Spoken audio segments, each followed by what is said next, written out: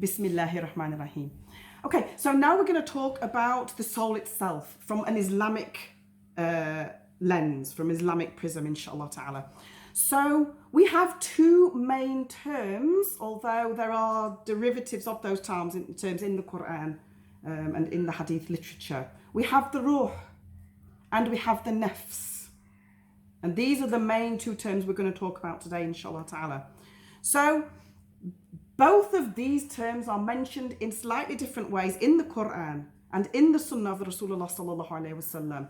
Now, in general terms, and this is mentioned by the ulama with individuals such as Ibn Taymiyyah rahimahullah and other ones of the ulama, that the difference between the two is what state they are in, essentially. So the ruh is the soul when it is separate from the human form. So when it's not inside the human body. Now, the word ruh is used in like other contexts in Arabic as well. MashaAllah, we have an Arabic sister. Maybe she can help us here, inshallah. So ruh or rih is air or wind, something that is free, something that is moving. Jibreel alayhi salam is mentioned in the Quran is ruh or ruh al-Qudus, depending on which one of the ulama you are looking at for the interpretation of this. And also the Quran itself. We have sent you a ruh. We have sent you a ruh, subhanallah. What about nafs?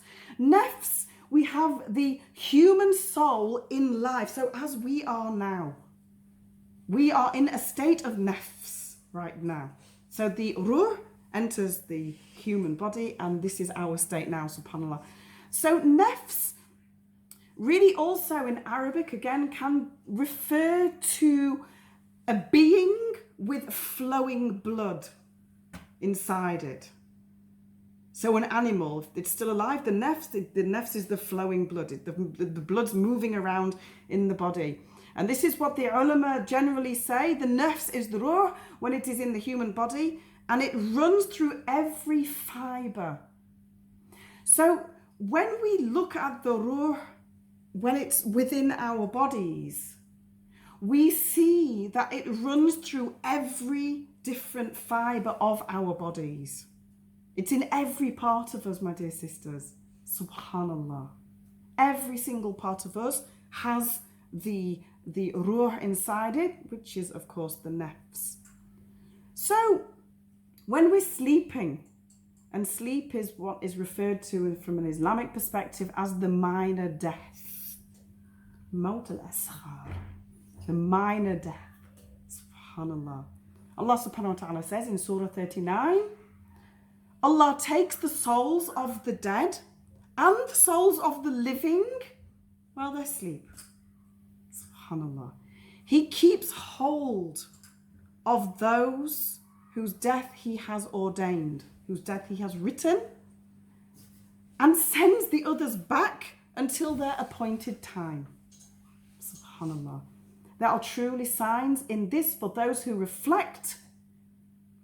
This is probably the most important part of this verse, and this is mentioned many times in the Quran. And you, my dear sisters, you know that I mention this a lot. This is very important.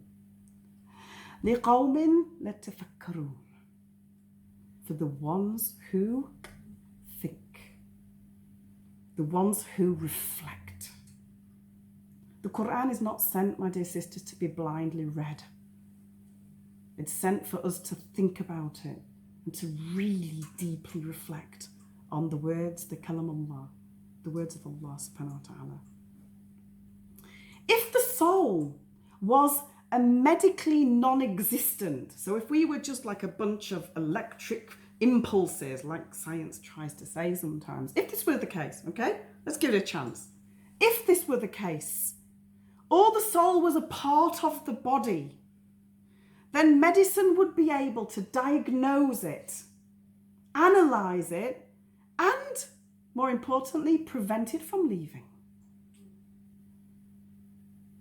Electrical impulses are the way that the doctors try and bring back the heart to life. But does it bring the soul back? No. Maybe you can make this heart beat. Maybe you can keep somebody on a life support. But is this truly hayat? Is this truly life with the soul in? Or is this something slightly different? Subhanallah. Subhanallah. Allah subhanahu wa ta'ala asks us in the Quran, why don't you intervene when it reaches the throat? Why don't you intervene? Allah is saying, why? Okay, if you're so great, if you're so amazing, if your medical schools are so good and your science is so good, stop the soul from leaving then. I challenge you, do it. Stop the soul from leaving the body. Has anybody managed to do that? No. Because this is something that the human being, subhanAllah, can't do. Al-Maut, life and death, opposites. Al-Hayat, Al-Maut. The root word of Al-Maut is stillness. Stillness, when something has no movement. When we look at the dead has no movement. Subhanallah.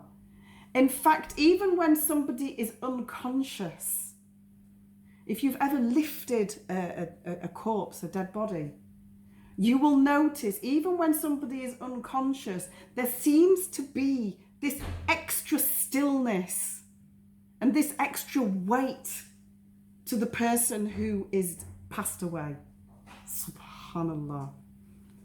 Now, the other terms in Arabic, again, we look at the Arabic, and there are many terms, mashallah, for and in English as well. So, matat al-rih, the wind has died. It's died. It's still. When the sea is still, and the wind is still. Matat al-rih, it's dead. Subhanallah. Now we're going to talk about death itself, inshallah. So we're going to move on to the next stage.